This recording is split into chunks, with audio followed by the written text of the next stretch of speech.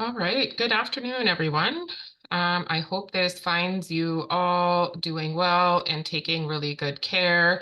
I'm just having a wee bit of a technical issue on my end and can't seem to turn my camera on. But important to get underway so that we have enough time to get through the good conversation ahead of us.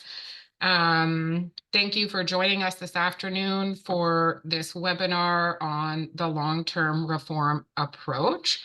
We're very honored and blessed to have Dr. Cindy Blackstock join us this afternoon, along with Mary Teegee Gray. Mary joins us as the chair of Our Children Our Way Society and also the executive director for Carrier Sekani Family Services. And Cindy joins us from the First Nations Caring Society. So thank you for taking time out of your busy days and schedules, Cindy and Mary, to join us this afternoon. We're always grateful to have you and to share space with you. My name is Jennifer Chukri. I am Nihi on my father's side, Norwegian and Swedish on my mom's. My traditional name is Legetsum. I'm joining today from the beautiful territories of the Cowichan people here in Duncan, BC, and grateful to be here on behalf of the Our Children Our Way Society. Before we get underway in terms of our webinar this afternoon, I'm going to ask our beautiful Michelle Morningstar Doherty to open us up in a good way. Michelle, over to you. Thank you so much. I'm calling in, or I'm here in Tsleil-Waututh territory, which is right next door to Squamish Nation territory in what is known today as BC. And I would love to share some words from the late Chief Dan George, who was from Tsleil-Waututh, as you know. And this is such a beautiful prayer, so I'll just say this right now. Creator, grandmothers, grandfathers, this is your granddaughter, Michelle, speaking. Oh, great spirit, whose voice I hear in the wind, whose breath gives life to this world, hear me. I come to you as one of your many children. I am small and weak. I need your strength and your wisdom. May I walk in beauty. Make my eyes ever behold the red and purple sunset. Make my hands respect the things that you have made, and my ears sharp to hear your voice. Make me wise so that I may know the things you have taught your children, the lessons you have hidden in every leaf and rock. Make me strong, not to be superior to my brothers, but to be able to fight my greatest enemy, myself. Make me ever ready to come to you with straight eyes so that when life fades as the fading sunset, my spirit will come to you without shame. Haichka Osiem, all my relations, thank you so much. Wonderful. Thank you for that beautiful prayer and for opening us up in a good way, Michelle. We're so blessed to have you join us this afternoon as well. We are just sorting out some technical issues behind the scenes, seeming that some of us are having some challenges being able to turn our video on. So we are on that. And thank you to our team who is supporting in behind the scenes with our technical pieces. I just wanted to bring everybody's attention to a couple pieces. And so to let everyone know that all participants registered for the webinar this afternoon will be added to our national distribution list from the Our Children Our Way Society. That will allow you to receive updates on future webinars, our conferences, news releases, etc. And of course, if you'd like to unsubscribe, you're welcome to do that. And you would just scroll down to the bottom of those emails and click the unsubscribe button. This webinar today will also be recorded and uploaded to our website at www.ourchildrenourway.ca. So please have a look there if you want to refer back to today's webinar. Also, just wanted to let everyone know that we have a couple conferences coming up on behalf of the Our Children Our Way Society and the Indigenous Child and Family Services Directors in British Columbia. And so the first conference being Loving Justice, which will take place September 8th to the 11th at the Vancouver Conference Center. And that will be a forum to breathe life into our own laws. This conference will be legally focused in on C92 and jurisdiction. So we're excited for that. And of course, we'll be hosting our National Our Children Our Way conference again, October 27th to the 30th. And that conference will also take place at the Vancouver Convention Center. So stay tuned for updates around that. Save the dates have gone out. Those are on our website, and you're also welcome to continue to monitor the website for registration information. We're excited to see everyone there. With that, I want to take this opportunity to introduce you to our wonderful panelists this afternoon. We have Dr. Cindy Blackstock with us. Cindy is a member of the Gitxsan First Nation. She's honored to serve as the Executive Director for the First Nations Child and Family Caring Society and a professor at McGill's University School of Social Work. Cindy has over 30 years of experience working in child welfare and Indigenous child rights and has published on topics relating to reconciliation, Indigenous theory, First Nations child welfare, and human rights. Cindy is a recipient of the Shirk Gold Medal and was honored to work with First Nations colleagues on a successful human rights challenge to Canada's inequitable provision of child and family services and failure to implement Jordan's principle. The hard-fought litigation has resulted in hundreds of thousands of services being provided to First Nations children, youth, and families. Cindy is honored to have been named as the recipient of the 2023 World Children's Prize for the Rights of the Child, an award adjudicated by millions of children worldwide and referred to as the Children's Nobel Prize. So welcome, Cindy. The world is blessed to have you. And then also want to introduce you to Mary Teegee Gray. Mary is also Gitxsan and carrier from the Takla First Nation and is a proud member of the Lugiboo Wolf Clan.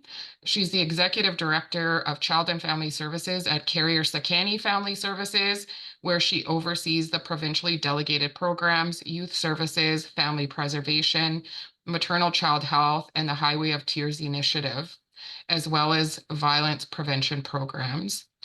Mary holds an executive MBA in Indigenous Business and Leadership from Simon Fraser University and received the Dean's Convocation Medal for being in the top 5% of her class. Mary is the executive chair of the Indigenous Child and Family Services Directors, Our Children Our Way Society. And as I have said before, Mary knows a whole lot about everything there is to know in the world. And so, Mary, we're super blessed to have you with us again this afternoon. Incredibly blessed to have you as the chair of our society and leading all of the good work that you lead across multiple tables. We're very grateful for you. I wanted to let everyone know that we did share out a call out for questions to come in advance. We have received a couple of questions in advance, but also if there's questions coming from the presentation today, you're welcome to use the Q&A function located at the bottom of your Zoom meeting. You can type your questions into there and we will monitor those and create some time at the end of the presentation to refer to those questions. So with that, I'm going to turn it over to yourself, Cindy, and yourself, Mary, for your presentation.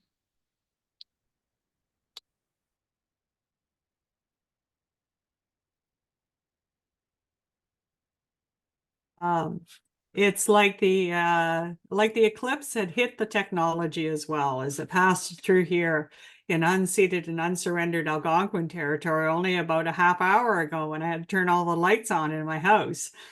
So I want to say what a privilege it is to be on this panel. I want to thank you, Michelle, for the opening blessing, and to everyone at Our Children Our Way, Jennifer, you and your team for hosting both Mary and I, and always a privilege to be on a panel with Mary. We're going to take you through the Caring Society's positions on these matters, and I just want to emphasize that these are our positions. We respect the ability of the other parties in the process.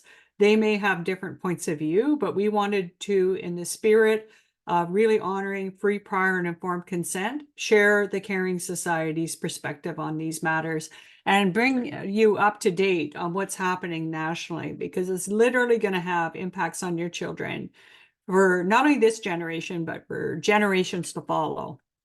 I feel it's the most important thing that's happened at a national level, really, ever since the residential school agreement and the 60 scoop agreement. So here's some things that I want you to know.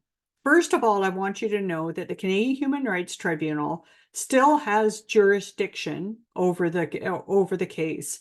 It has jurisdiction over Child and Family and Jordan's Principle. I also want you to know that the Assembly of First Nations, AFN, the Chiefs of Ontario, and Anishinaabe Nation are negotiating a final settlement agreement on the Child and Family Services side of this complaint at the moment. The Caring Society, the Canadian Human Rights Commission, and Amnesty International, which are all parties to the tribunal, are not at that table for reasons that I can't get into. The Caring Society, the other thing you need to know is we brought a non-compliance motion on Jordan's Principle. I'll be going through that in a bit more in detail later in this presentation so that you have all the information up to date. The Canadian Human Rights Commission supports the non-compliance motion. The AFN supports some of the relief and opposes others. We're not sure what they support or oppose at this point. And the positions of the Chiefs of Ontario and NAN are to be determined. There's a hearing scheduled on this non-compliance motion for June 3rd and 4th, 2024, but AFN has asked for a delay until sometime after July 19th, 2024. The Caring Society is not supporting that delay. There's also the class action happening.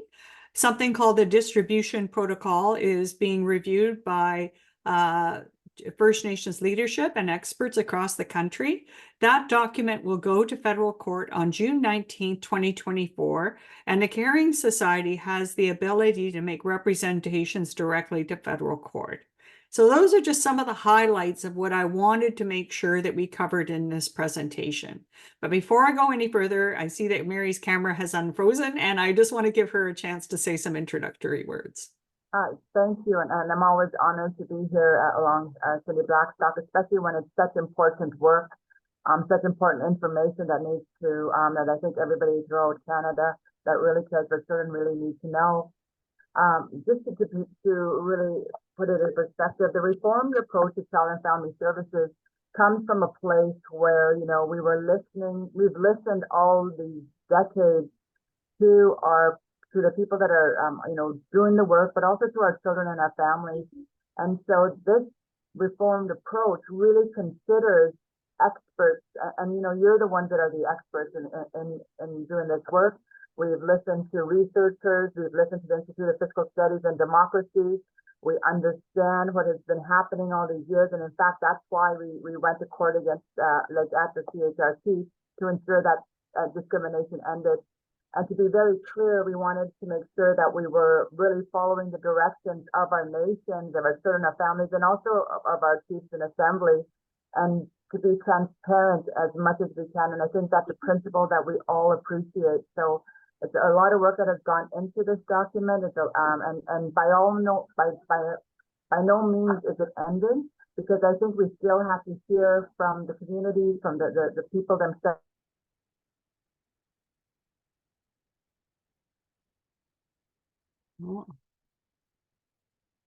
think we might have lost Mary, so we might have to pick it up, but she was saying that, you know, your feedback into this process is really, really important. So let's just step back and do a bit of background about what the tribunal case is all about. So the first thing that you need to know is that the tribunal has authority to stop Canada from discriminating and prevent it from happening again. Those are two key things, both in First Nations Child and Family Services and in Jordan's Principle.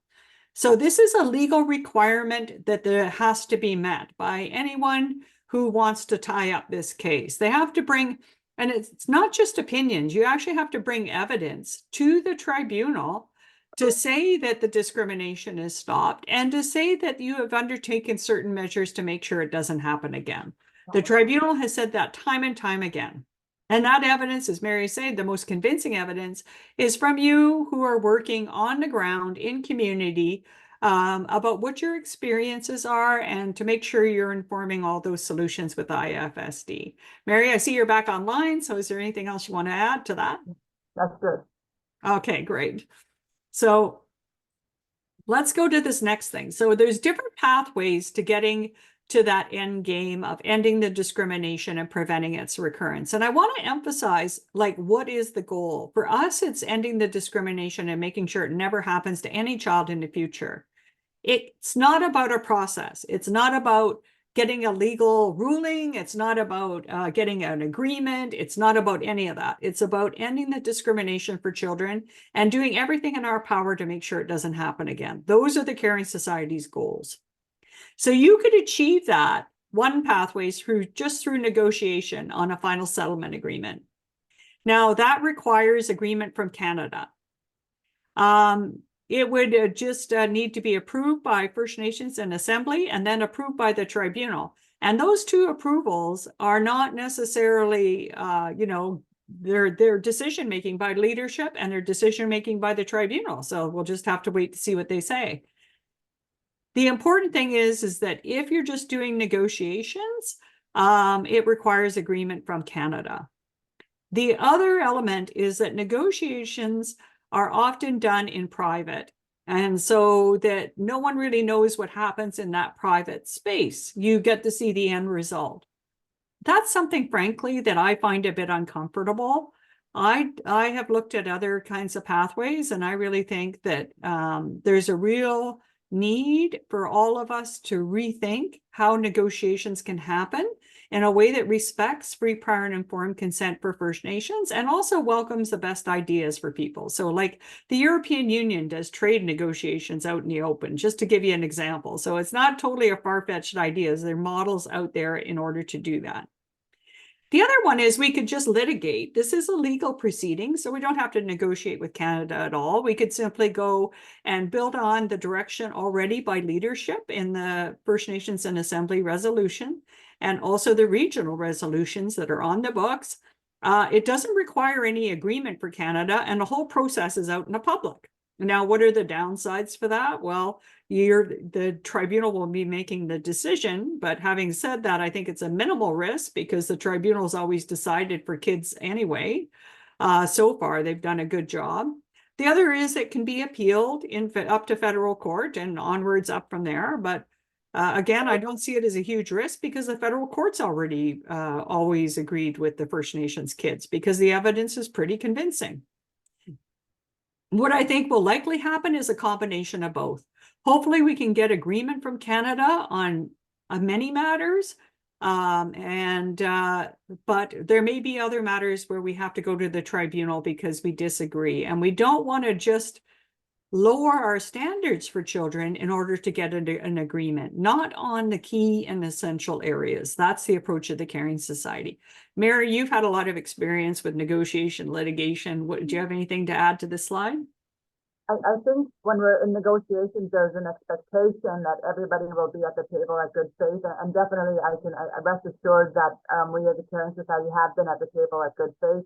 There is also a process of how you negotiate, and there is a negotiations protocol, how you conduct yourself, you know, what you bring to the table. And I think in this respect, because it is going to impact not only the lives of our children and families, but the lives that are all those ones that are not yet born, we have an extreme obligation to practice the utmost due diligence and conduct ourselves in a way that is befitting not only our ancestors, but those that are yet to come.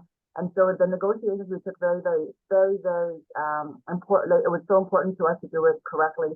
But we also cannot lose sight of why we're at the table, and that's really to ensure discrimination ends and never happens again. And that's what's really important. So you know that we just signed off on the compensation final settlement agreement. And, you know, there were some bumps in the road with that, but at the very end, we ended up, standing fast to what we believed in, that every child that was deserving of compensation because of the discrimination, that they received that. And that's why we ended up, taking the stance that we did, that we weren't satisfied with the compensation final settlement agreement. So then we had to say that didn't meet the needs. So we're doing that the same here, to understand that we're practicing the due diligence, and we want to ensure that what the children and families need, that's what we're standing up for. And I know sometimes it is difficult, but definitely rest assured that when it comes to negotiations, that's what we want to do. We don't want to have to litigate. We don't want to extend this any longer than we have to. But at the same time, we have to balance that with ensuring that we are doing what's best for our children, just like we did in compensation as well. Yeah, and it's about understanding there's different tools that you can use to achieve the purpose that we're most focused on. And, negotiations sometimes don't work either. Like, we've had agreements with Canada that they haven't abided by, unfortunately. And so we've seen those agreements violated in the past, not just in this area, but in self-government and treaty agreements too. So we have to just be clear-eyed when we look at the various approaches. So here's a reminder of who the parties are at the tribunal right now. You have the complainants, the Assembly of First Nations and Caring Society. You have the Canadian Human Rights Commission.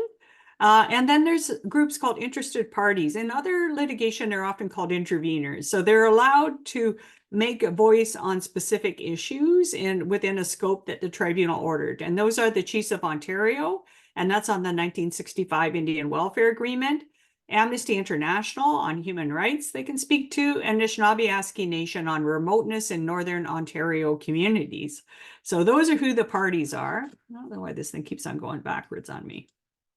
And here's a little bit of the history. I'm not going to go through it in detail, but just to remind you all that we've been at this since 2007, this case.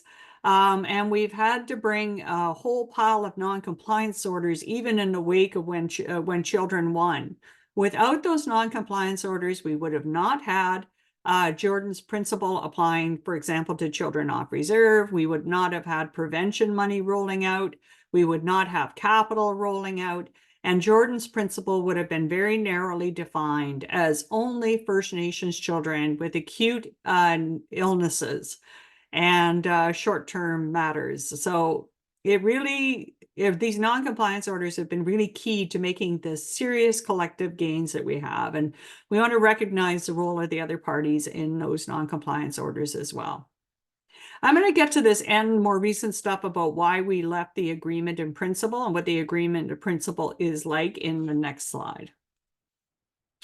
So an agreement in principle is really a framework, an agenda, if you like, about how to resolve something. It could be a legal proceeding, it could be something else, but it's not typically binding. It sets a framework for a final agreement called a FSA.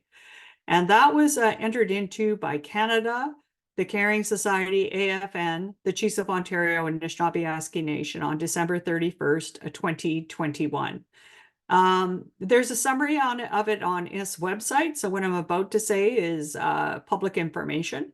There are guiding principles, and those guiding principles really align with the Act respecting First Nations, Métis, and Inuit children. This is about kids. So that's really the guiding principles of this, and to make sure that discrimination stops. Now, unfortunately, it included a clause that said that we could not bring a non-compliance order if we remained in that process. So the Caring Society did everything in our power to raise concerns we were hearing from First Nations leadership, from families themselves, from young people, for Jordan's principal service coordinators, healthcare providers, agencies. with Canada and suggested solutions to their non-compliance, but Canada didn't move. We tried, I can't remember how many avenues, but if you look at my affidavit filed January 12th, you're going to see a whole list of things we tried. But when they wouldn't do it, we just ethically felt we had to step outside of the process because we couldn't stay in a process that was supposed to stop discrimination while at the same time shielding Canada from accountability for that very same discrimination. So we filed a non-compliance order, but we said, look, we're committed to trying to resolve as much of this by negotiation, as Mary's saying, as we possibly can, in our new world, in our new role. So we're now outside of the agreement in principle, but we're committed to all those things that Mary said, the First Nations driven evidence, to respecting the privacy of the other parties, to welcoming your advice from regional experts, National Advisory Committee, that's what NAC stands for, and Expert Advisory Committee, which is a group of First Nations and non-Indigenous people from all kinds of disciplines who are looking at the culture within the department and trying to see how that might change and some of the procedures might change so that it's less likely that the discrimination recurs again. Just to add to that, Cindy, I think a really important point is, we're at the table, we're at the table at the agreement in principle. And for those that have been in any type of negotiations, treaty negotiations, land negotiations, whatnot, you understand, of course, that it's an agreement in principle, that it's not set in stone, that we are trying to work within the confines of the agreement in principle, but it's not the final settlement agreement. So there is all this opportunity to make changes and to ensure what the Canadian Human Rights Tribunal is demanding of us, to ensure discrimination ends and never happens again. There's room to do that. Now, while we're at the table, there's this principle or concept of good faith. So we're sitting there in good faith, and yet Canada, unfortunately, isn't complying with what we're stating for Jordan's principle. And so in good conscience, as we said, we tried everything, that we couldn't sit there anymore while we had children's needs, very urgent needs. In fact, sometimes there was death, weren't being met. And yet we're sitting at the table and negotiating. So I think this is something to really consider moving forward when we're looking at the long-term reformed approach, is that we want to ensure that whatever we negotiate within the long-term reform, that it's going to be upheld by all parties. So we need a mechanism to ensure that what we agree upon is going to be upheld. And as I said before, we're not wanting to go to court. We're not wanting to do all these non-compliance orders, but we can sit there in good conscience while our children or families aren't getting what they rightfully deserve. Yeah. So one of the things that we did at the direction of the board is put out our position. So we want to make sure that you know what we're up to and what we're supporting. And they're out there and posted on the website right now. It's focused again on child and family services because Jordan's principle will come later. And it's going to evolve as we hear feedback from you and from First Nations leadership and others across the country. And as our own thinking improves, we really want to say, if you've got a better idea out there than what we're thinking right now, please let us know, because we really believe that the best things from children come from collective thinking and collective work. So you can find this on fnwitness.ca. and download a copy. And at the end, I'm going to give you our email, which is really easy. You can just jot down your ideas and send them in to us by email if that's what you choose to do. So before we delve in there, I just want to say, when we think about funding approaches, sometimes it's easy to think, oh, it's the money level that's the most important. Well, it's actually the last thing you need to think about.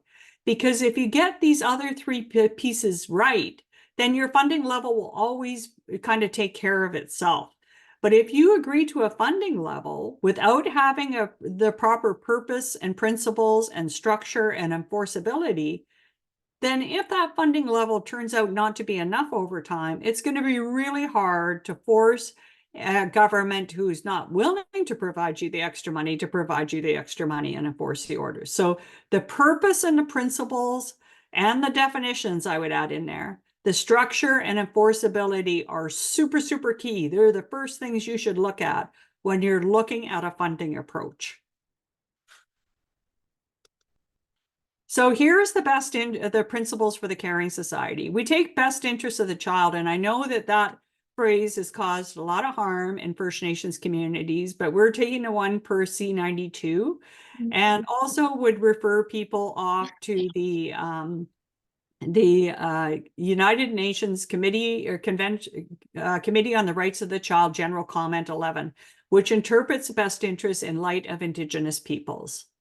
We're adopting the cultural continuity, and we're also putting in honor of the crown. This is a very important principle, is that honor of the crown doesn't just apply to resources and land, as important as they are. They ought to apply to children. Needs-based services, really that reflect the unique context of your nation.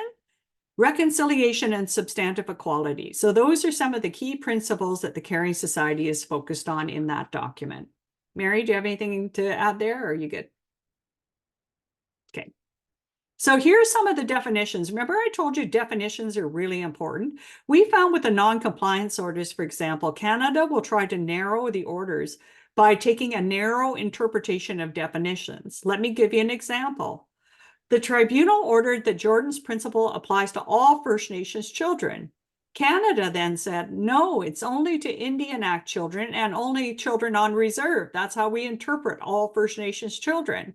So it's really important that we're precise and clear about these definitions. So the Caring Society actually builds on one of the tribunal's most important orders. It's 2020 CHRT 36, for those of you taking notes, 2020 CHRT 36. And what it says is that First Nations child is a child that is recognized by their nation. So that is the definition that we're adopting. It's already in the tribunal orders for Jordan's principle. We would like to see it apply for child and family services as well. When it comes to inflation, we've seen the government in the past, all of us remember the 2% cap that was plaguing so many First Nations communities for years. Well, Canada has adopted another 2% inflation rate here. And that is with respect to the prevention funding. And the Caring Society, as well as the research by IFSD, says no, it should be the Consumer Price Index, which is running far more than 2% currently, as you all know from your trips to the grocery store. So our proposal is a 2% base to give you predictability year over year, but where the consumer price index is higher, it should be adjusted to that higher rate so that you're not losing money to inflation that you should be putting towards the needs of children. That's really important. The structural drivers, we define them here. And those are the things that really fuel the overrepresentation. You've seen them in your communities. The poverty, the poor housing, the collective trauma, the addictions is really becoming scary out there with the opioid crisis, for example, and domestic violence.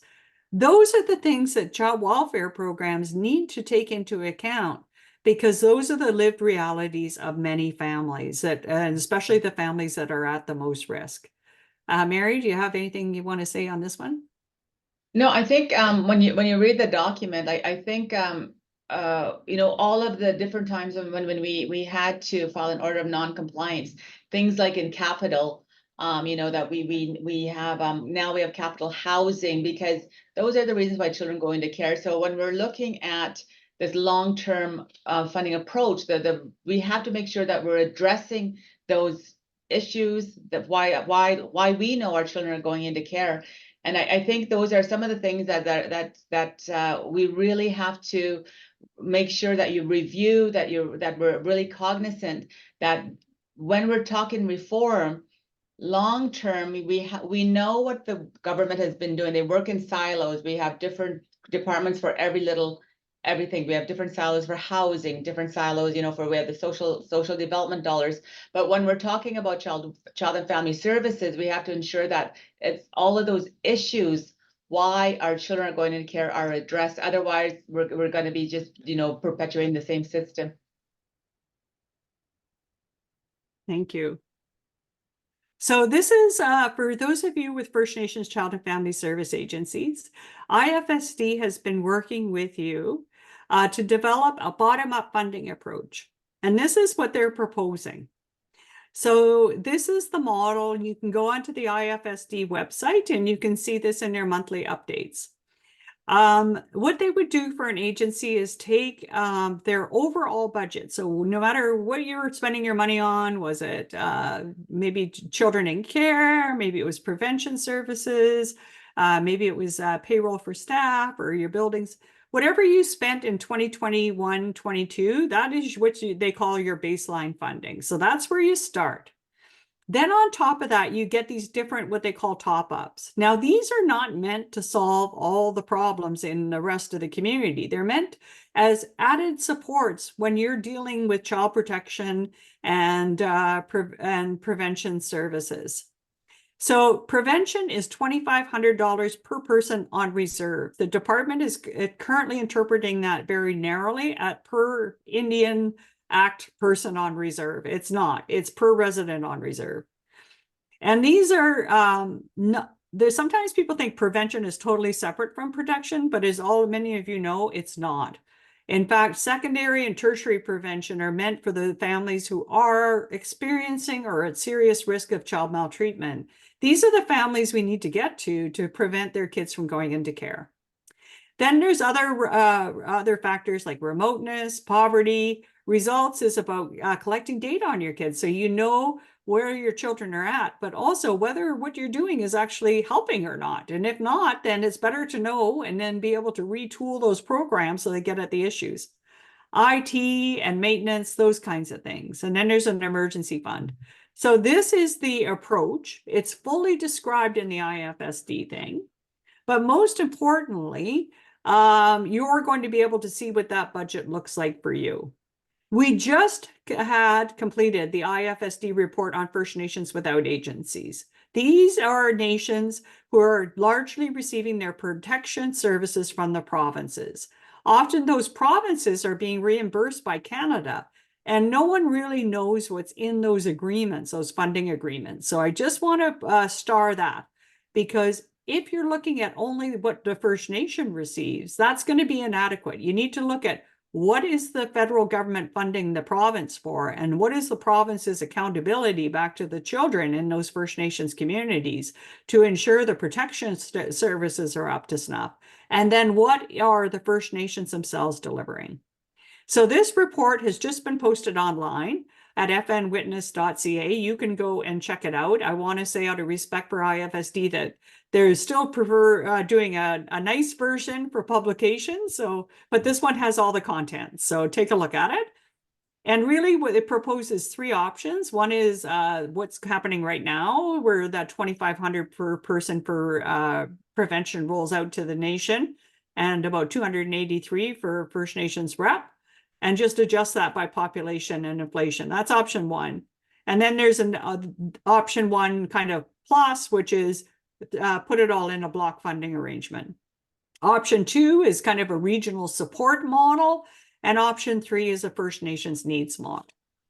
Now, I want to be careful and not misrepresenting anything that IFSD is doing. And so I wanted to encourage you to go and look at these different models on the website.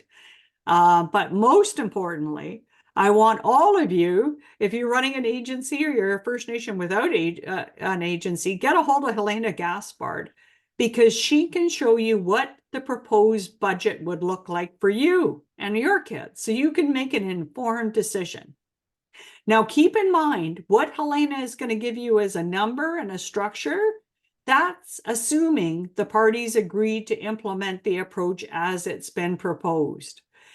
And one of the big pieces that people need to understand about funding approaches, in Canada in particular, is they're like, if you imagine a car, you need all the parts of the car to work in order to drive. If you take out the carburetor, it's not going to turn your car on, right? It doesn't matter that you have a brand new battery. Without a carburetor, it's not turning on. So this is really important, that you look at the whole funding approach and that it goes together and that you understand what it looks like for you. And Dr. Gaspard has been so generous doing presentations for regions or even for individual nations or agencies. So feel free that you can do that. And one thing that we're thinking about in terms of long-term success is maybe for leadership to think about statutory funding, to make sure that the current level of funding and the proposed structure is enfranchised into legislation, so that that's another safeguard against this government or other governments backpedaling on their obligations to First Nations children. Mary, do you have any contributions you'd like to make on this one? I do, and I think that was just sort of that last point that you made, Cindy, that it's really important to, what we're looking at right now is that statutory funding, and what does that look like? We definitely want to protect the gains that we have made through the Canadian Human Rights Tribunal, and as you know, there was over 23 billion for compensation, and then now we're talking about the 19.8 billion and starting for long-term reform. So we have to make sure that regardless of what happens with government down the road, that it's protected. And the way we would do that is perhaps by statutory funding, much like we had federal enabling legislation in C92, some legislative tool that will protect the funding.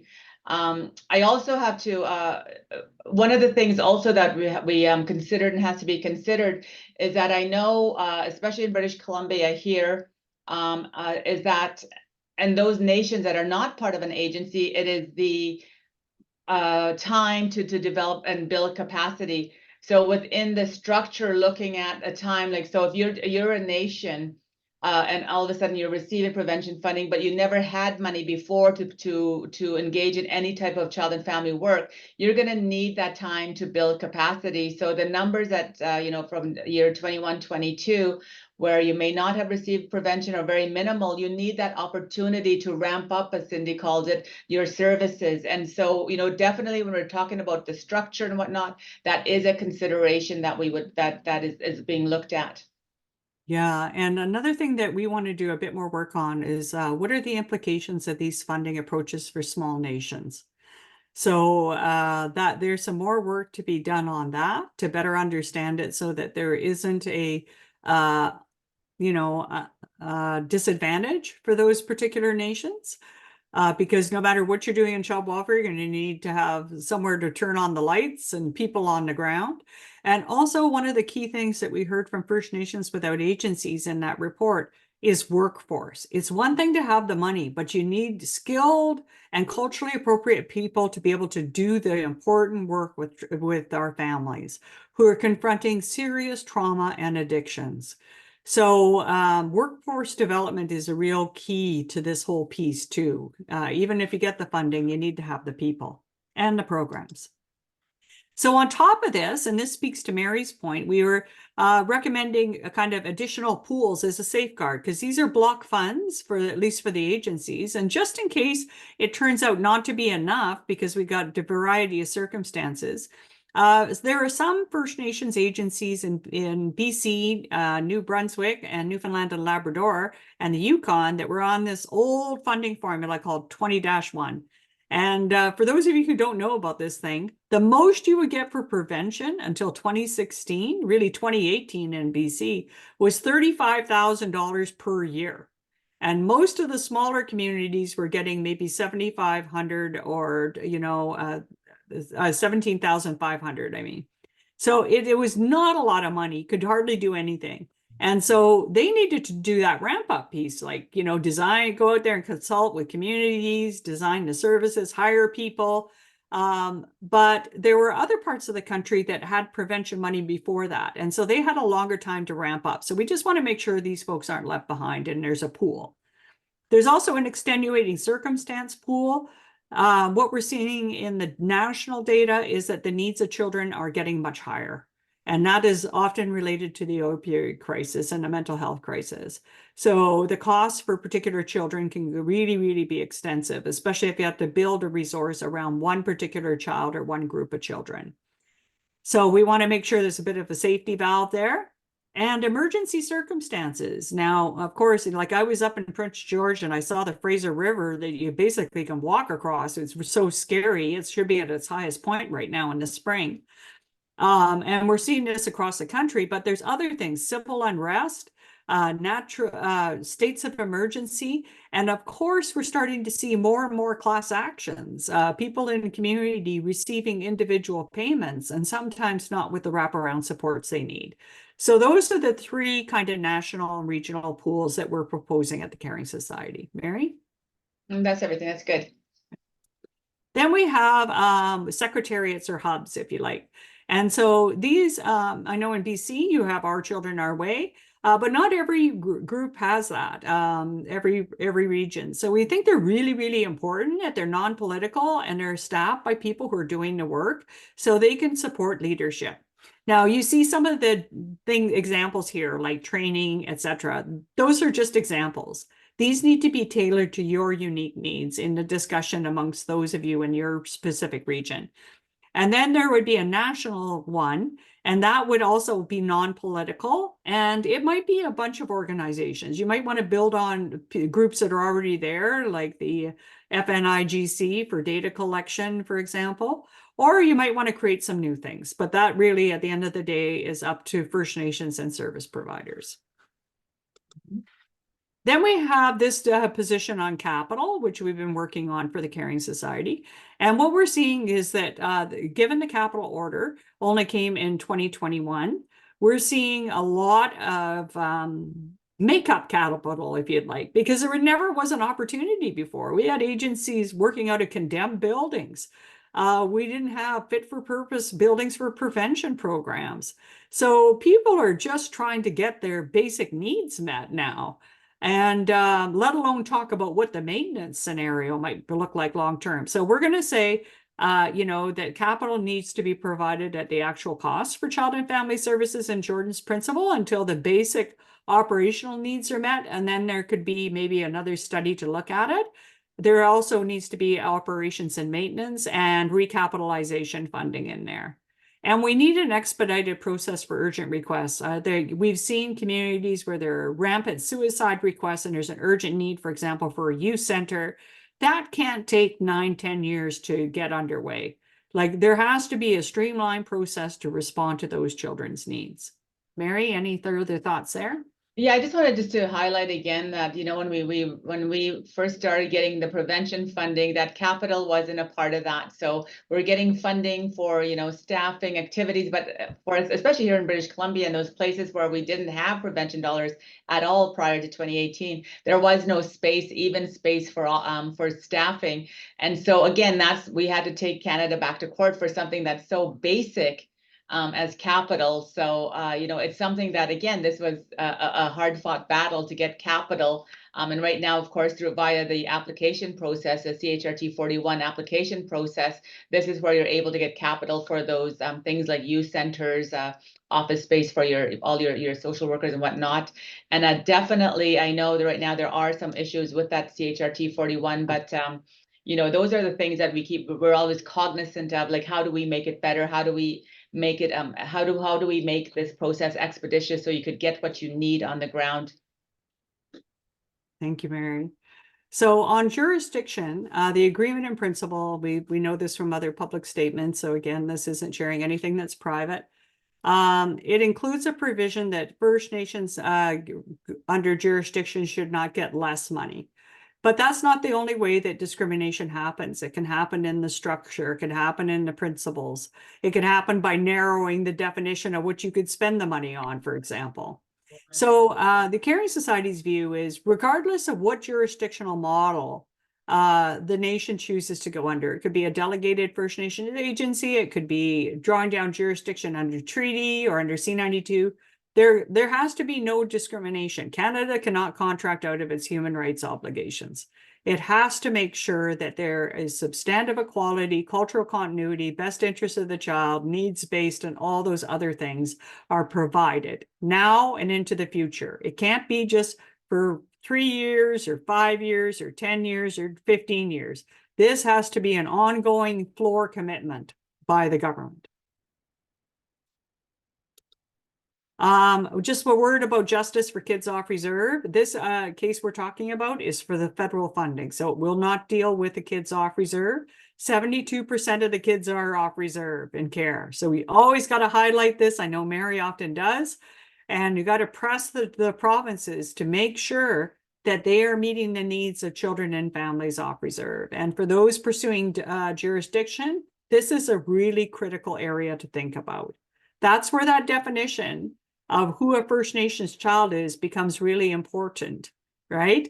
If it's only Indian Act kids on your reserve, that's a limiting of scope of many First Nations in the way they view jurisdiction. So just a data slide. We're not going to be able to go into this in great detail, but we might be able to in the Q&A. And I know that we're coming up on our hour timeline. I want to make sure we get through this and give you time for your questions. So what about this non-compliance order? We're seeing huge backlogs across the country of emails not even opened up requests. We're seeing delays in processing requests that are opened. We're seeing a lack of timely and compassionate care. Serious issues trying to get a hold of anybody in the department to either make a request or follow up with one. And Canada is denying on non-permissible grounds. And as Mary said earlier, this is having serious implications for kids. We've even had two children tragically die in the last month in a way that that was linked to the non-compliance of the government of Canada. So the harms to these kids cannot be underestimated. The Caring Societies provided solutions, like we calculated with the work of IFSD, how much it costs for a bureaucrat to look at the Jordan's principal request, and it's about $540. So we said, where there's a credible professional letter and the value is under $500, it should just be approved. And we also want to see the holes in other underfunded First Nations programs filled so that people can just get access to proper education and medical transportation, just as a matter of course, instead of always having to come to Jordan's principle. So there's a lot more, but all of this is spelled out in our notice of motion and in our affidavits that you can find on fnwitness.ca. So as Mary has already taken you through this is a last resort. We tried everything we could think of to be able to bring this to conclusion with Canada. But Canada didn't respond. And if they are, in fact, we're still getting cases, serious cases in the Caring Society that we worry about every single day. So know that we tried negotiation. We tried providing them solutions. We triggered the agreement in principle conflict resolution clause. We did a lot before we made this important step. And I just want to give you a sense of what it might look like for your region, this non-compliance. Remember, when I talk about backlogs, those are cases that are either unopened, so we don't know what the needs of those children are, or they are opened, but nobody has really entered them into the system, let alone made a decision on them. So you can see here, these are Canada's own estimates. This document is a public document now. It's available on fnwitness.ca. At the low end, there's about close to 50,000 requests in the queue. And what are those requests? Well, we've heard from some of those families. Some of those are children in palliative care. Some of them are children and families fleeing domestic violence. Some of them are children who need serious mental health issues. So these are important requests that need to be determined. At the high end, it's 81,723. And you can look at where your region is, and some people say, well, it has to do with population, but that doesn't explain it. Like, we see a Quebec region here relatively doing quite well. And even though other regions where there's less of a population, for example, in the north, why is there such a big discrepancy when there's more people, First Nations folks in Quebec region, right? It's not all to do with volume. So here's the history of the case. All these documents are available and it's public at fnwitness.ca. Now, we have just finished the cross-examinations of Canada's witnesses last week. And it was then that AFN stepped forward and said they wanted to delay the hearings until some point in the future and not have them proceed on June 3rd and 4th as everyone had originally agreed. The Caring Society was alarmed to hear this, particularly because of the tragic deaths of those 2 children I spoke about, but not just them, the harms to many children and the pleas of many First Nations leadership who are often spending their own nation's money to try and help these kids and hope that Canada reimburses them. Well, one nation leader is floating a bridge financing $7 to $8 million worth of Jordan's principal requests that Canada hasn't paid for so far. So there are serious ramifications for children, families, and also nations. We have heard from the Assembly of First Nations that they want it delayed until after July 19th. We just received notice from the Chiefs of Ontario and Anishinaabe Nation that they are also supporting AFN in their delay. The Caring Society is opposed to that because we feel like these kids are having urgent needs and those urgent needs need to be met. So we're going to do everything in our power to make sure this hearing happens because we need that order. We need these kids to have the safety that they deserve and the justice they deserve. So here's an area where regrettably we're taking a very different position than the others are around the table.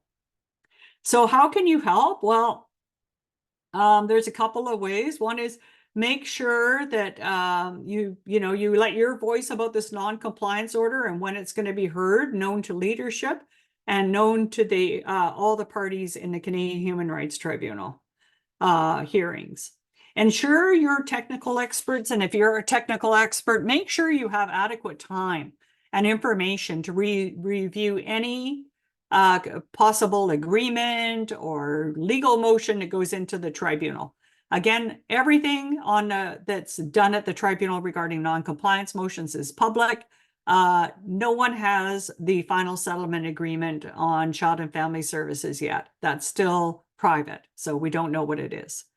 And you can review and provide feedback on the Caring Society's positions document. Mary and I just took you through some of the high points today, but there's a pretty detailed opportunity there.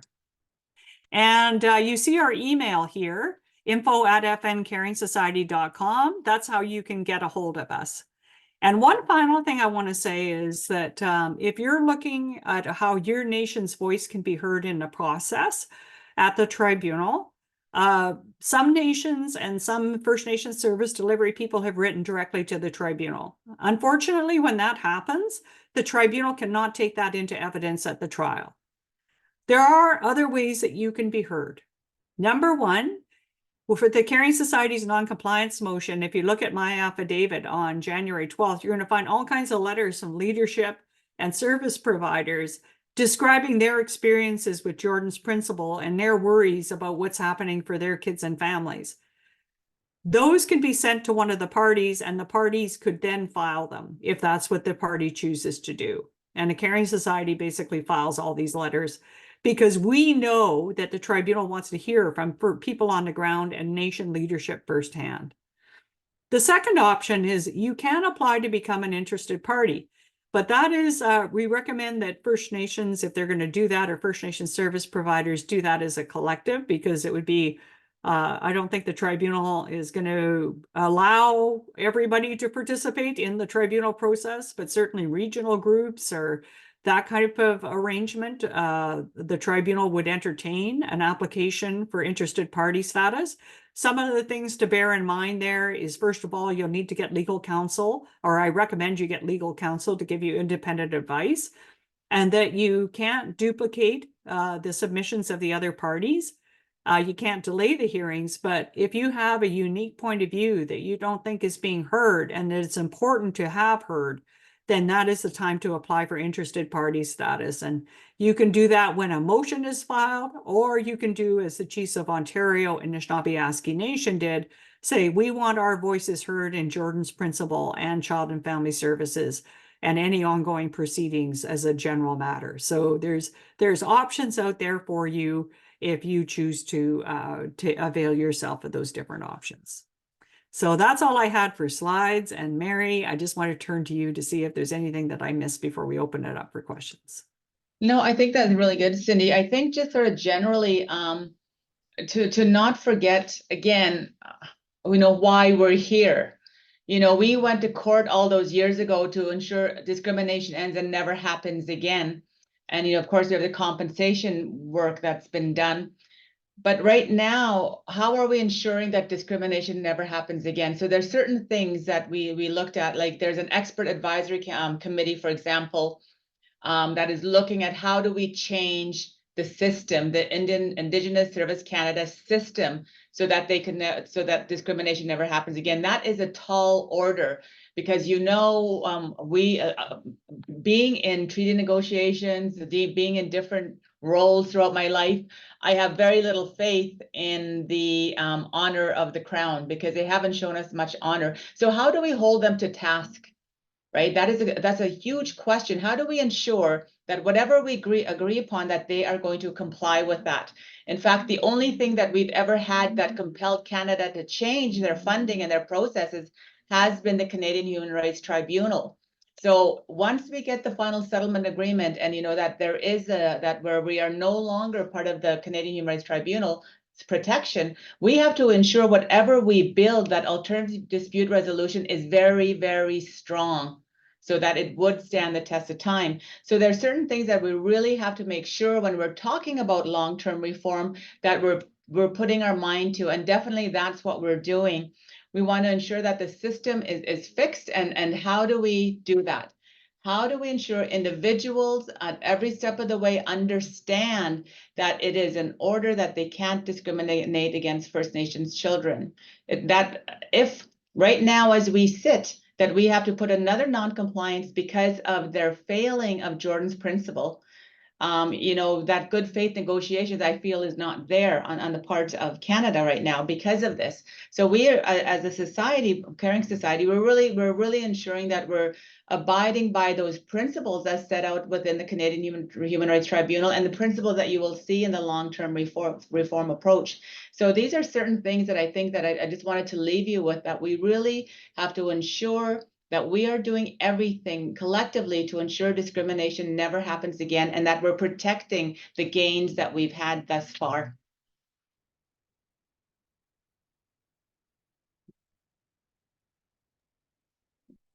Wonderful.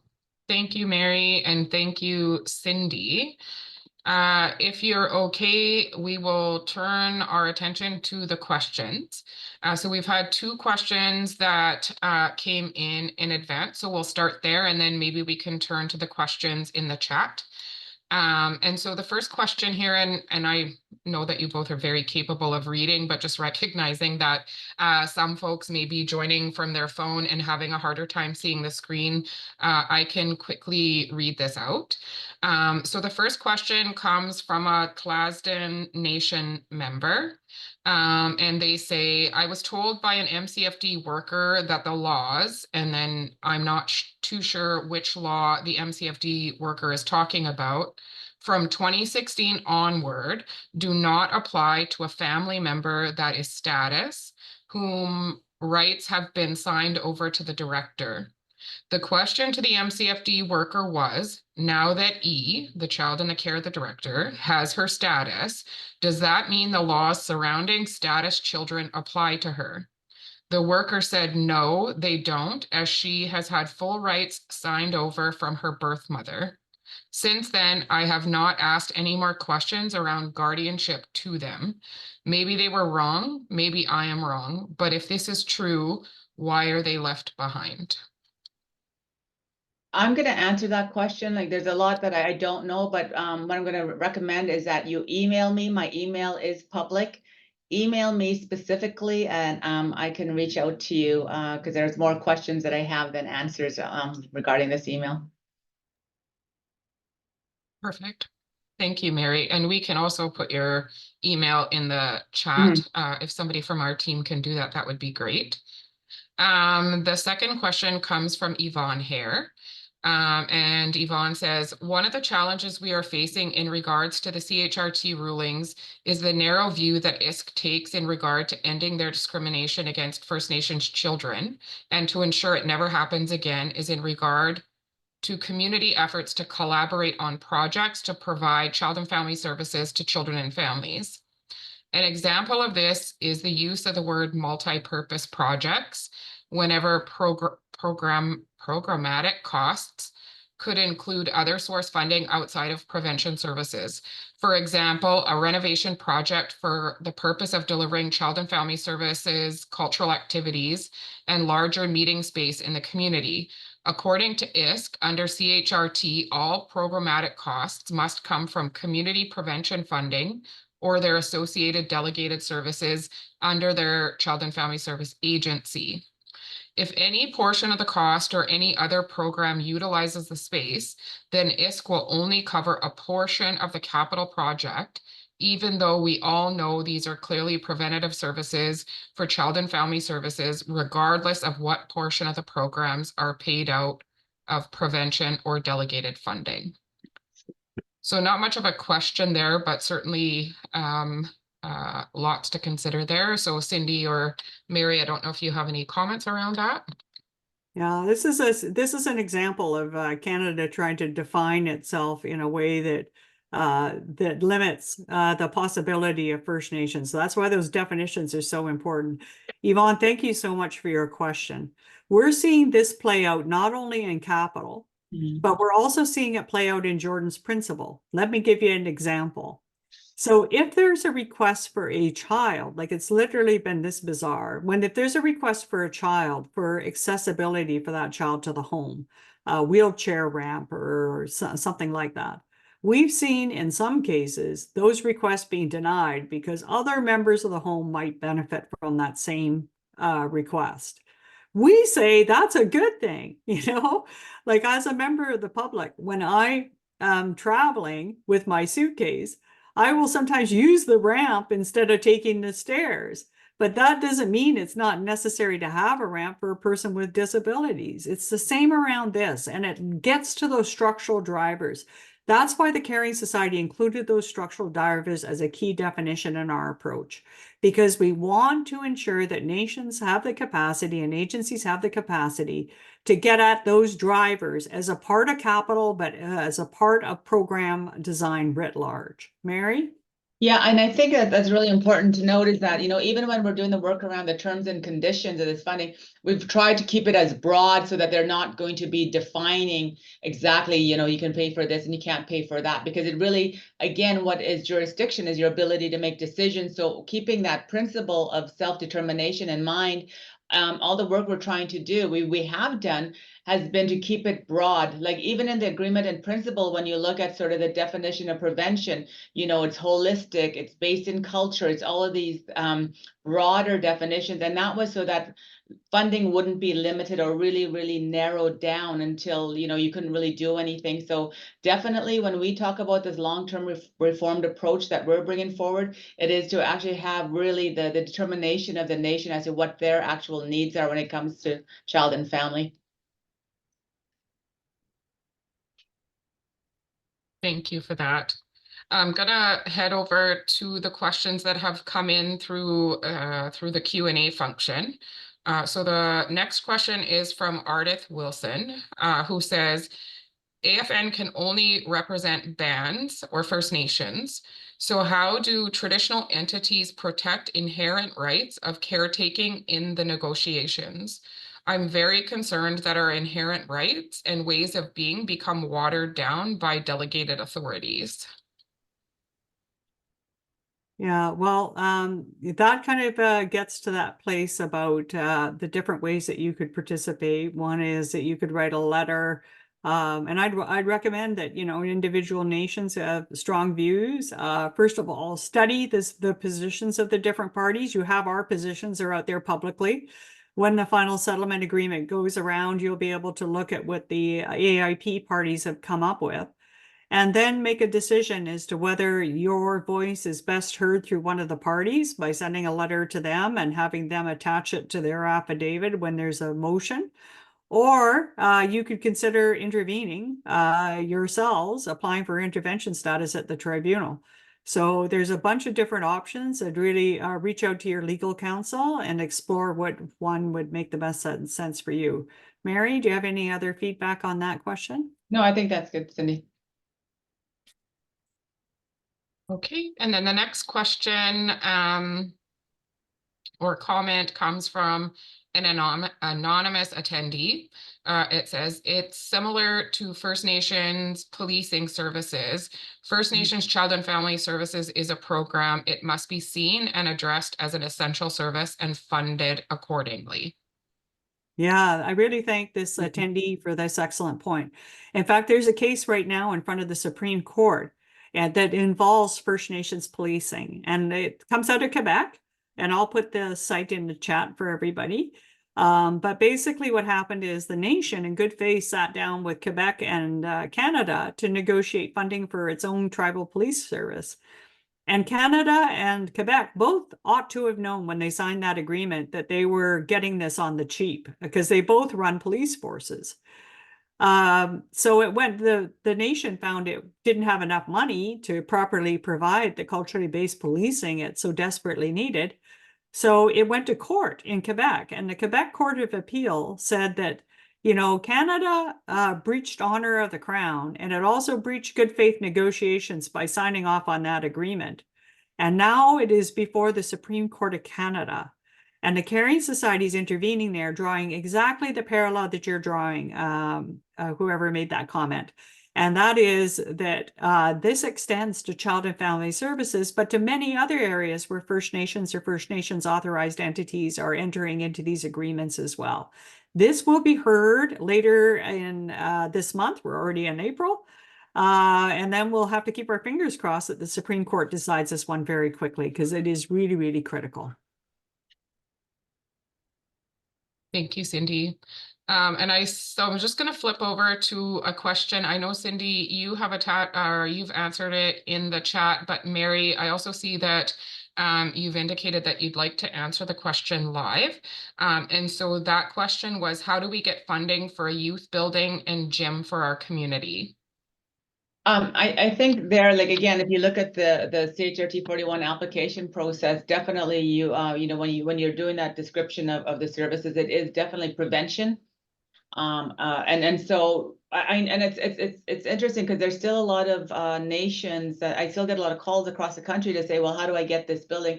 And I think there was of course the information, but go on the First Nations our First Nations Witness.com and look at all of the information sheets that we have, and of course the CHRT 41, that order. So apply through that process right now, and I would say do it sooner rather than later. Thank you, Mary. Then we have a comment from Rebecca Hackett, who says, I see so many different staff contacting me. I believe training and educating the federal government staff is still highly important. Most of the staff do not understand the barriers and poverty that our families are going through. Mm-hmm. Yeah, this is a critical piece around training, especially given the turnover in the federal public service that we see at all levels. And often, I don't know if you've experienced it, but sometimes there's a disconnect even between your regional staff and the people in headquarters. So this training is key, but it's not sufficient. Let me tell you an important piece of information gifted to us by the First Nations scholar Amy Bombay. Amy did a test of the knowledge level of federal bureaucrats in child and family services before they took any training. And then they went through training on colonization, residential school, 60 Scoop, and the current situation with what's happening for First Nations kids, but also murdered, missing Indigenous women and girls, etc. And what they found is that the training really benefited officials in terms of changing attitudes, negative attitudes to positive attitudes, and reinforcing positive attitudes when it was about a historical matter. But when it was about a contemporary matter, people felt defensive and doubled down on their problematic behaviors. So we just need to be aware that training is not going to be enough. We need to be able to restructure the department, and that's why that expert advisory committee is so important. Some of the names of people that are on there are respected in our communities, are folks like Raven Sinclair and Carol Hopkins and others. So this is a very skilled multidisciplinary group. And I'm really looking forward to what their advice is on the complete package of reforms that will help those federal officials, because they are out there, who are really dedicated to doing a good job, and change the problematic behaviors of the others. And I Mary? think, I think it's not just the individuals, but it's, it's their hiring process. How are they doing that? It's every aspect of that system, the turnover that we have, and I know in 1 year, for example, I think within a year we had like 9 different funding service officers, and it was a point where I said, I'm not even going to train them anymore. So there's all these ongoing issues that keep happening. Historical and happening right now. So when we're moving forward for a long-term reformed approach, this is why we really need to hear, and we do have the National Advisory Committee for Child and Family Service long-term reform, because we know the actual realities on the ground. And that's, again, I always say this, the clearer we are about the problems, the better solutions we could come up with. So we know these ongoing challenges, and that's why we like to hear from people like you, people on the ground, the children and families that have direct dealings with ISK, to say, okay, this is what's happening and this is what needs to change. And that's what we're trying to do constructively. And it's also ordered by the CHRT, by the tribunal, to ensure discrimination never happens again. The thing is, what's difficult is not only changing their minds, it's how do we change their hearts? And I think that's the difficult part. Thank you, Mary and Cindy. The next question comes from an anonymous attendee. And their question is, what is being done to support agencies to hold on to their prevention funding, as Indigenous Services Canada is sending nations the agency's prevention portion directly? Yeah, remember I was telling you about, think about funding approaches as a car, and if you take out the carburetor, the car's not going to run. That's the finding of the Institute of Fiscal Studies and Democracy, is that 2,500 assumes that you already have an operating infrastructure and have been delivering child and family services for a long time. And it's part of the overall funding package. So together, all of that will ensure that the agency has enough money to run. We also support First Nations having access to prevention money, but that needs to be on top of the 2,500. It can't be that we're just looking at a fixed pot and then spreading it too thin so that we don't have maximum benefit for children. And we'd also like to advocate, the Caring Society is advocating for First Nations who have never run prevention programs before, that they deserve additional capacity dollars to go out there and do their community consultation, do their work on program design, and make sure that those programs are up and operating and staffed by the staff that community members have confidence in. So it's a yes and approach for the Caring Society, but we're very concerned about IS's approach of just splitting this money. That's not a winner as far as I'm concerned. And in fact, it could lead to the repeat of the situation of why the case was brought in the first place. And the case was brought in the first place is because for the most needy families, those who are experiencing or likely to experience child maltreatment, those are the ones that get reported even under C-92 to child welfare. Well, if you don't have tools to be able to help the most needy families, then bringing them into care is going to happen more often. And what we need to do is make sure those most needy families have the supports they need while we build up the support in the nations as well. Mary? Yes, absolutely. And I think Cindy said it again and again. And what we're looking at is a yes and approach. Yeah. And so, and not to lose sight that when we went to court, it was because at the agencies, especially here in British Columbia, where we had no prevention dollars, $35,000, if that's all we had to provide prevention. So while we were trying to, get the best plans to say, this is how we're going to keep this family together, we did not have the resources to actually fully realize those plans because we didn't have the funding. So now if we're going to be saying, okay, we're going to take all the money away from the agencies and just provide it to the nations, we are perpetuating the exact scenario that we went to court in. And when the First Nations agencies, that was the actual court. So if you look at the original court docs, and you'll see how discrimination was proven, it was because of the lack of funding between agencies, like when it comes to prevention, and say what the provinces were receiving. And so we really have to be cognizant, and we are very cognizant of that it is a yes and approach. It's over 75% of the nations across Canada that are being served by Indigenous agency. And that was something that we had to fight for. Don't forget that. We had to fight to have some way to have influence on what was happening to our children and the decisions the provinces were making for our children. So the leadership a long time ago said, you know, we had enough. And so starting in the 80s and then, of course, in the 90s, the delegated model was the vehicle to actually have say or some say into what was happening with our children. But then, of course, there wasn't enough funding, adequate funding to actually realize the full scope of what work we wanted to undertake. And so now we're at this place where, unfortunately, you know, you're looking at the agencies would not receive prevention and just the nations, but that work, we're trying to look at the child as a whole person and the family as a whole entity and the nation as a whole entity. We need to provide all the prevention services at every step to ensure that the most vulnerable are being protected. And how do we do that? It's not by just saying, okay, the agencies, you're going to get only money to do child protection or whatever, and nations, you're going to get some money to do prevention. It has to be holistic, and that's what we said in the agreement in principle, that we're looking at holistic services, that we are looking at, you know, that it's culturally specific. And so definitely it is on our radar, and we are, you know, within our long-term reformed approach, we are addressing this issue. Thank you for that. We have a number of comments coming in through the Q&A function here, and just recognizing we've got about 4 minutes until we wrap up.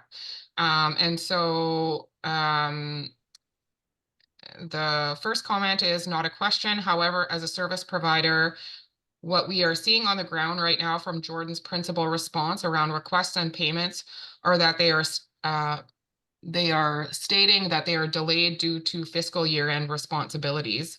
Interesting that children's needs are put on the back burner due to administrative duties. Do you want me to just go through the comments, or do you want to pause there? Maybe I'll do just kind of a rapid fire on this one. Okay. Thank you for your point. We've seen this across the country. The end of fiscal year is not a legitimate reason to not fulfill children's needs. So if you need to, I'm going to put our info@fncaringssociety.com if you have children in urgent need in this circumstance, and we'll do what we can to help. And then we have another comment, which is, I think, is a beautiful comment, but it would be great for any social worker who works with any nation to have time to meet elders and get to know the demographics of each Indigenous community.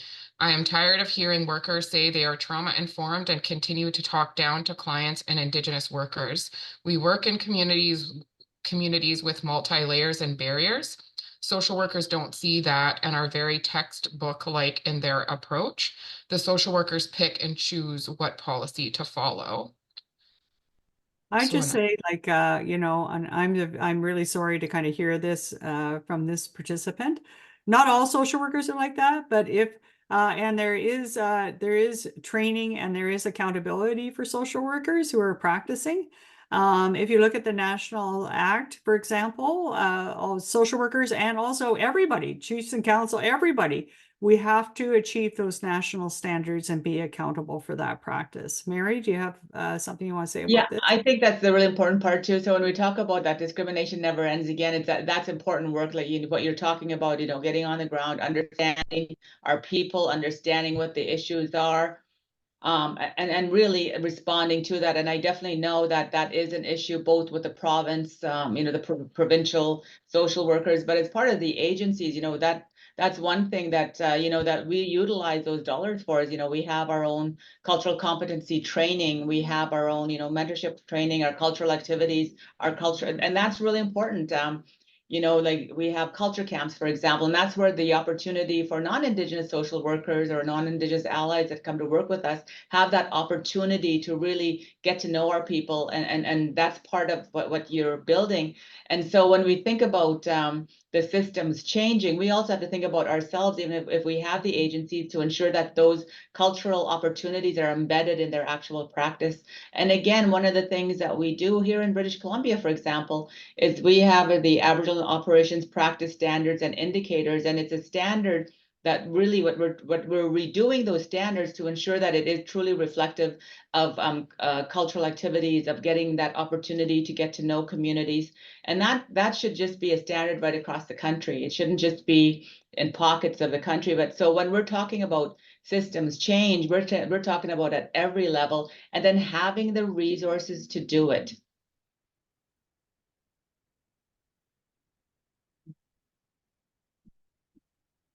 All right. So another comment from Annette Christopher. Yes, the ones who are looking at these applications on ISKs and do not realize what these families are going through, and yet questioning simple things such as food. Why is a certain amount a question, especially when the food prices now? And then we have a question from an anonymous. I don't know why I can't say anonymous today. I apologize. I think I've messed it up every time. If we do get funding, the other issue is how do we access toolkits or resources to help set up kinship or foster placements if we do need to do a removal?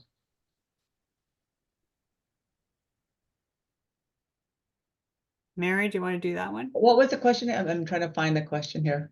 Oh, sorry. If we do get funding, the other issue is how do we access toolkits or resources to help set up kinship or foster placements if we do need to do a removal?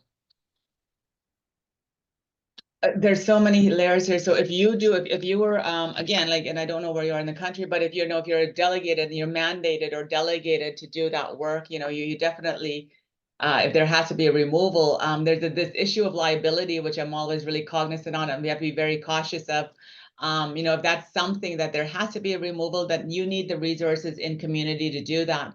And if you are part of an agency, you work with the agencies to actually build those resources. And those kinship homes, there's a lot of toolkits on the site. I know if you're in Saskatchewan, the FSIN, if there's any questions that you have in BC, we do have our Children Our Way Society. So I think when you're looking at, if there has to be a removal and you're not protected by, say, your delegated agency's insurance, to make sure that you are partnering with your agency, again, because there's that serious issue of liability. But then you also have the opportunity now with CHRT 41 is to build those resources. For example, like we're building clan houses so that no child shall have to leave the community.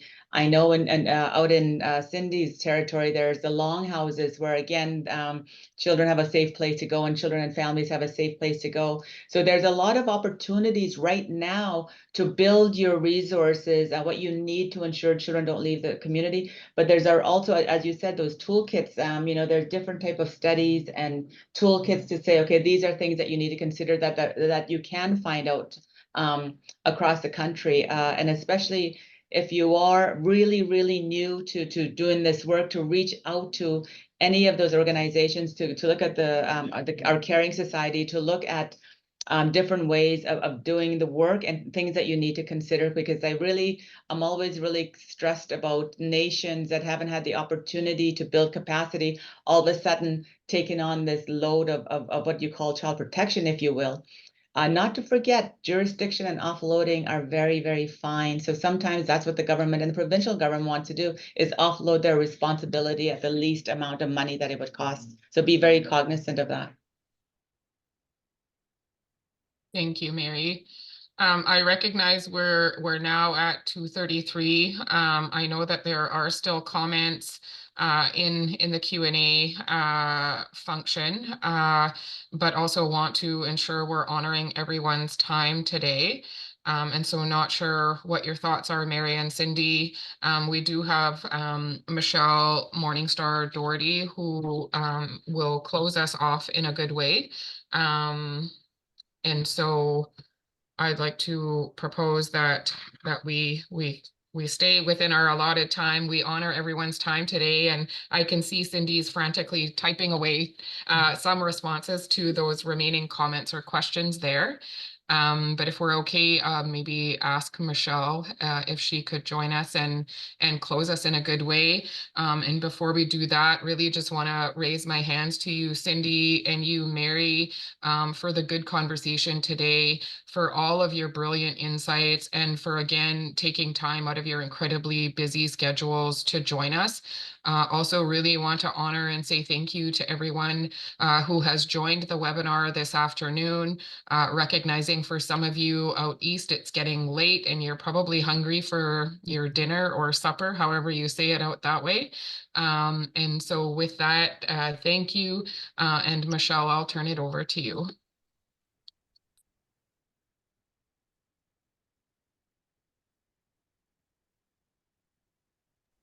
I think you might be on mute, Michelle. Thanks. Sorry about that. Blessings to all of you who joined this important webinar today. We thank the grandmothers and grandfathers and those in the spirit world who are yet to be born for walking with us and supporting us on this path to independence and equity. We offer our prayers, tobacco, and our hearts to our dear sisters, Cindy, Blackstock, and Mary Teegee. We thank you so much for all the work you do on behalf of our children. Haicha OCM, all my relations. Thank you. Beautiful. Thank you, Michelle. Thanks. Take good care, everyone. Bye-bye. Thank you, Michelle. Thank you, Jennifer and team. Thank you. Thank you, Mary. Thank you. Thank you.